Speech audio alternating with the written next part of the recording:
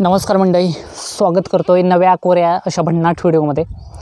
आजचा व्हिडिओ बनवण्याचा उद्देश फक्त एवढाच आहे की सुरेश भटांची एक ओळ आहे याच्यासाठी अट्टहास केला होता पांडुरंगा, तुझ्या दारात एक दिवस घाली न मी दंगा।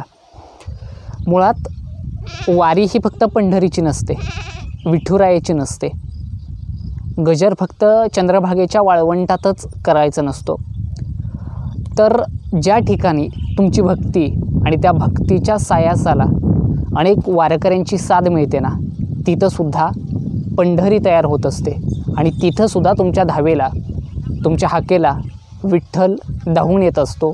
विठुराया तिथं त्या विटेवरती उभा राहत असतो। व्हिडिओचं थंबनेल पाहून तुमच्या लक्षात आलं असेल की गेल्या वर्षी म्हणजे 2023 साली पेडगावचं मैदान झालं आणि तिथं एवढी रेकॉर्ड ब्रेक गर्दी होती की 900पेक्षा जास्त गाड्या पळाल्या होत्या।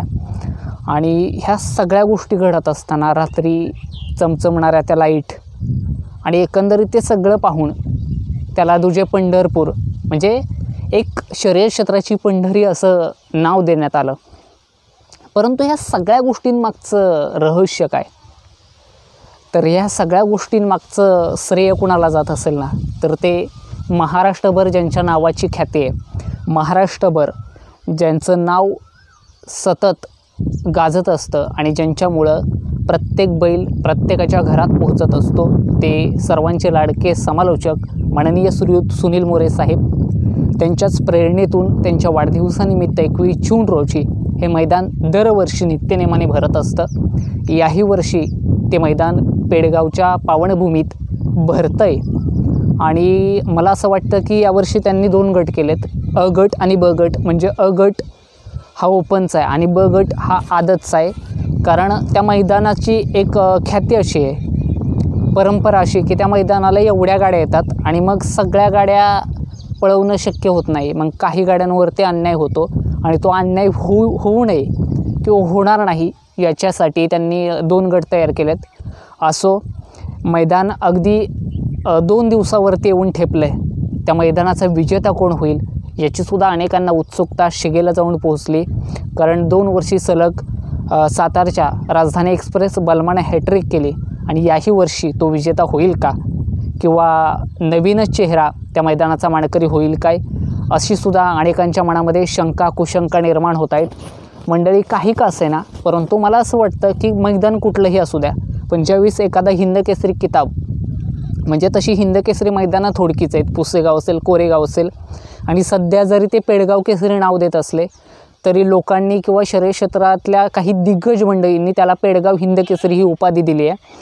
आणि मला म्हणून असं वाटतं की ज्यावेळेस ही हिंदकेसरी मैदानं भरत असतात त्यावेळी नवीन चेहरे उदयास आले पाहिजेत, परंतु विजेतेपदाचा मान मात्र कसलेल्या कलाकाराला, म्हणजे ज्याची अखंड काही 7-8 वर्षांची साधना आहे, त्या प्रत्येकाला तो बहुमान मिळाला पाहिजे।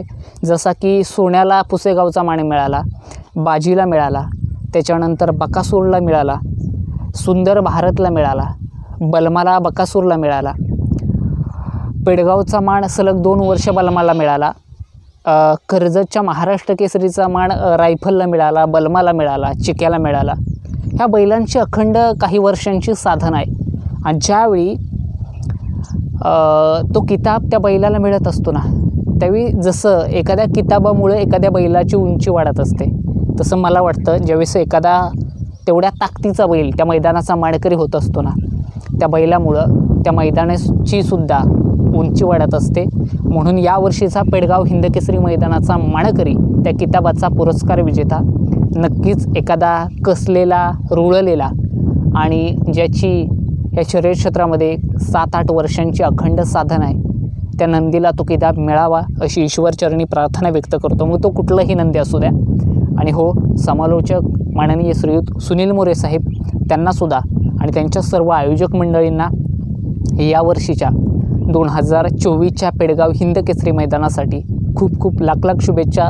सर्व बैलगाडी मालकांना, सर्व बैलगाडी चालकांना, सर्व सुट्टी मेकर्स आणि बैलगाड्या शौकीनांना सर्वांनाच खूप खूप शुभेच्छा। भेटूया तशाच एका नव्या व्हिडिओमध्ये, तोपर्यंत जय महाराष्ट्र।